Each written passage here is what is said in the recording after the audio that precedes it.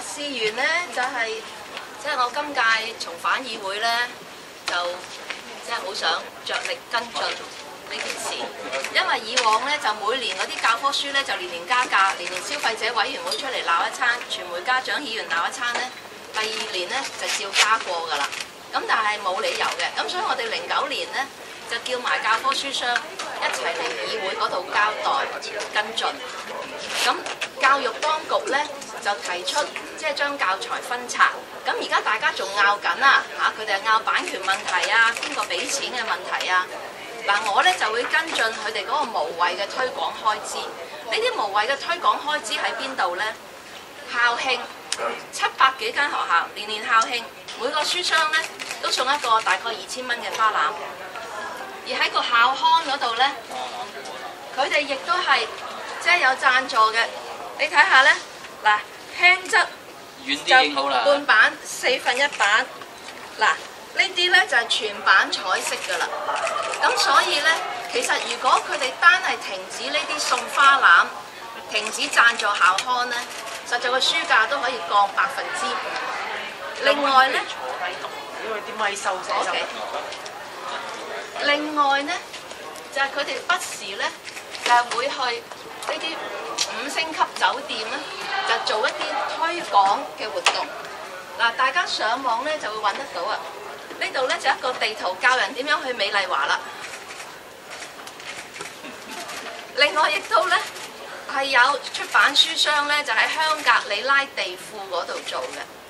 咁就做呢啲推廣呢，就不特止，其實呢啲推廣係冇乜人去嘅。咁於是乎呢，佢哋就會派小禮物啦。小禮物呢，就包括呢啲記憶合金實驗套裝，包括呢啲文具套，仲有包括雨傘啊。咁呢，另外呢，有啲活動呢，就喺澳門嘅漁人碼頭嗰度做。嗱，花籃同埋校刊廣告嗰啲呢，我哋數得到，我哋自己數得到，我哋可以大約估計有幾錢。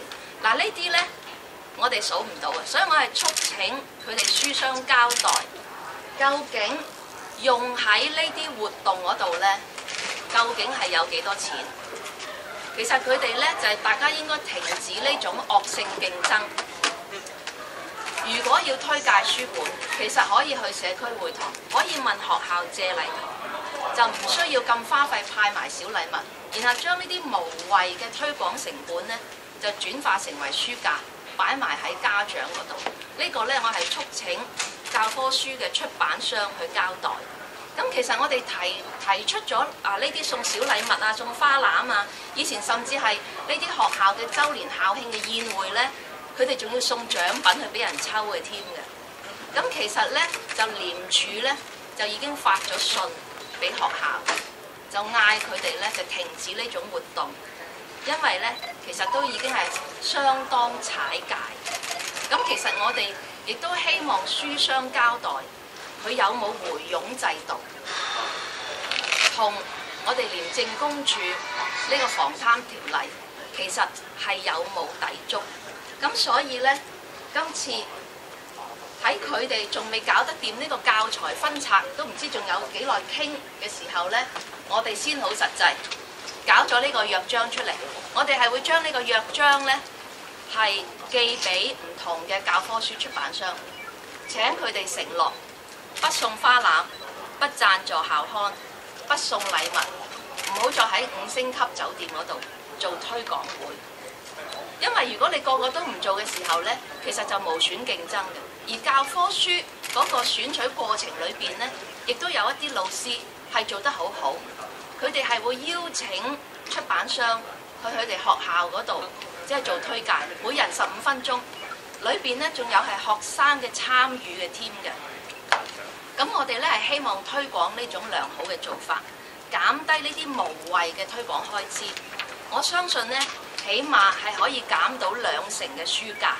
咁我希望呢係得到教科書書商一個善意嘅回應。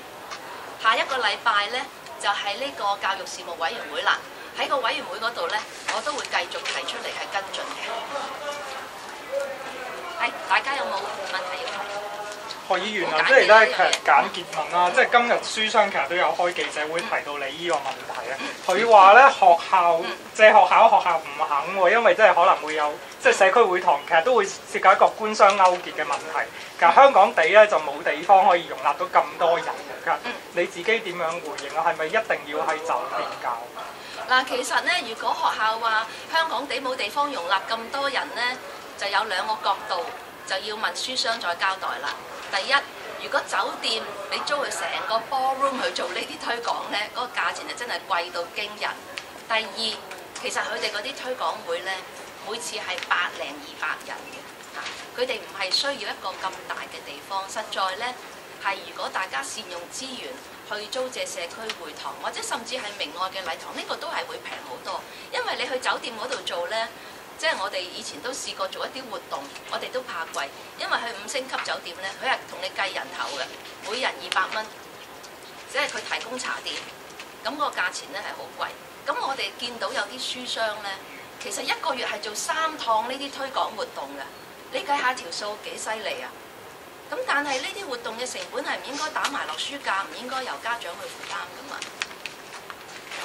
嗱，我諗咧就最重要一樣嘢咧，呢個好似係商業行為，即係你話即係商業去做推廣去賣告白，呢個好自然嘅事。不過大家小心啲諗咧，始終教育如果作為商業去推廣係有個問號嘅，呢個第一。第二咧，唔係所有學生或者家長佢可以揸主意。我中意邊個書商就去邊個書商，而家係由學校當局去決定。咁所以喺咁嘅情況底下呢，你又做咁多推廣，又將嗰個費用加諸落去個書價裏邊呢，我哋覺得呢個係有唔妥當嘅地方。至於書商呢啲藉口呢，我就覺得呢個係佢要去諗下。佢發跡嘅時候，佢係咪喺5星級嘅酒店做呢啲推廣？係嘛？即係你而家財雄勢大啦，你就用呢個方法去打擊嗰啲細嘅書商，係嘛？咁咧就你俾甜頭啲，即係呢個學校。咁我相信呢一個唔係喺教育嘅角度去睇成個推廣。就算你話揾唔到，你開聲，我幫佢揾。你肯嚟我度，我即刻幫你揾最平嘅地方。嗱，唔可以唔俾租，不過最平嘅地方。我相信即係如果佢哋肯嘅時候咧，呢啲始終係要有一個計劃嘅。你早幾個月去申請，我總不相信咧佢揾唔到咁多市政嘅設施，又或者係呢個非政府機構嘅設施。呢個甚至乎你借大學都得㗎喎，係嘛？呢個完全冇中小學嘅一個叫做呢個利益衝突啦，係咪？咁所以我諗呢度就算係嘅時候，你都可以，譬如基督教所有嘅學校走去基督教學校嘅禮堂用咯，天主教嘅學校去天主教嘅學校禮堂用啦。嗱，呢啲完全係可以嘅，因為我哋有好幾個大嘅辦學嘅團體，點解我哋唔去用呢啲方式去處理咧？咁我諗即刻可以答咗佢哋啊！其實咧，佢哋書商咧幾個聯會咧都話以前有成58間出版商啦，而家就即係剩翻10零間啦。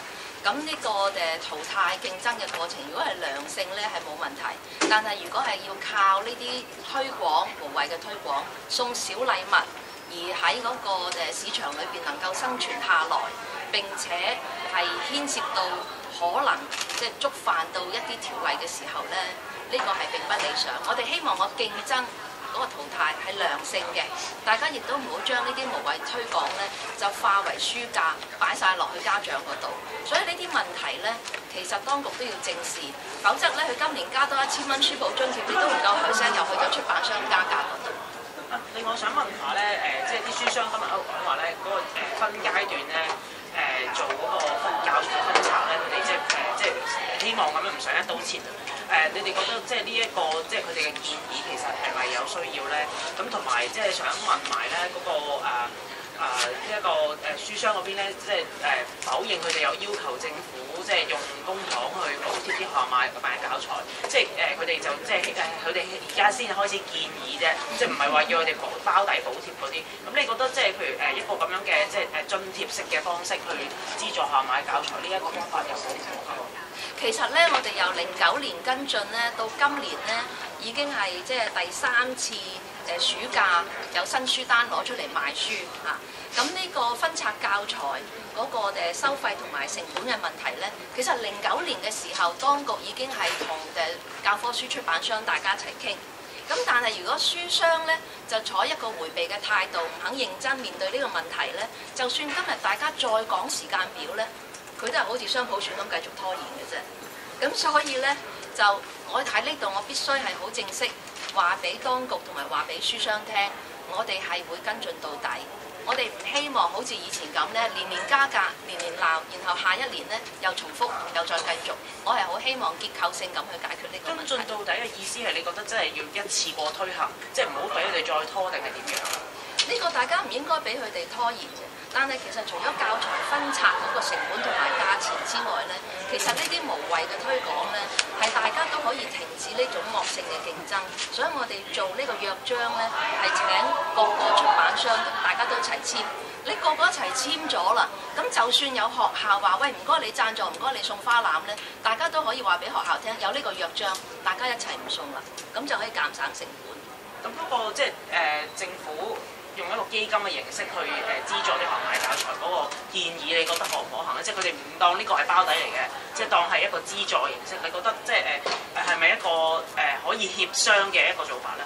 嗱，其實學校嗰個開支咧，尤其是係津校、官校咧，嗰啲財政來源都係政府嘅。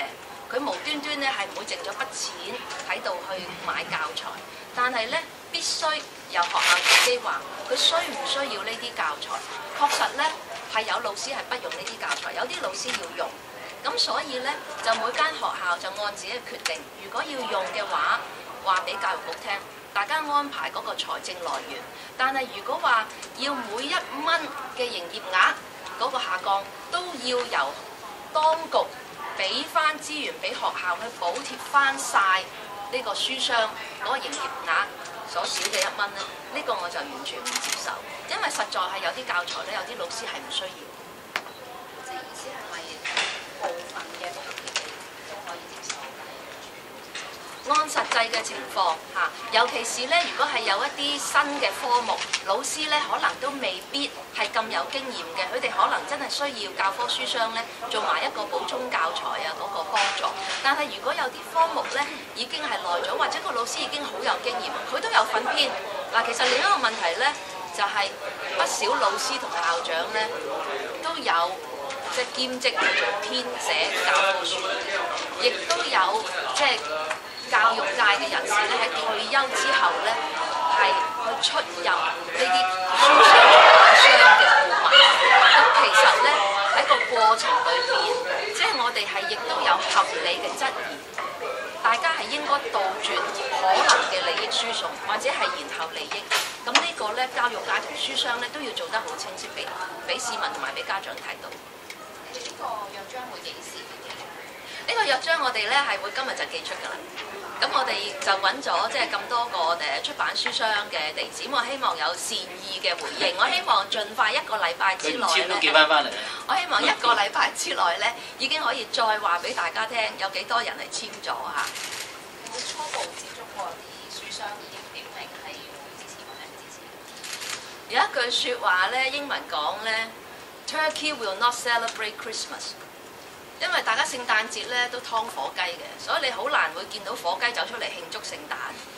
我相信咧呢張約章咧係未必會受到書商嘅歡迎，但係我希望咧大家同業一齊去停止呢種惡性競爭。其實對佢哋嚟講冇損失㗎，你一齊唔買花籃，你成本一齊低咗；一齊唔贊助學校嘅校刊廣告，對大家都冇損失。